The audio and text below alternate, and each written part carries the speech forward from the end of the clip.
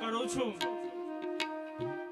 તો મારી રક્ષા કરવાની જવાબદારી અખિલ બ્રહ્માંડના નાથની છે. આવો ભરોસો કાયમ કરો અને ભક્તિ આપણને અભય બનાવે છે. જે ભક્ત હોય, જે ભગવાનમાં શ્રદ્ધા વાળો હોય, એમાં બીજું કઈ હોય કે ન હોય, પણ મારા અનુભવે કહું એ નીડર હશે, અભય હશે.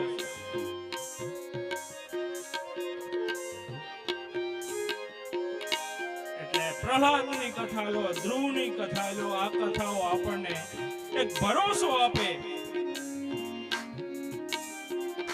કે અખિલ બ્રહ્માંડનો રચનાકાર હું છું, હું જ તારો બાપ છું, હું તારું ધ્યાન રાખું છું, કોઈથી ડર નહીં.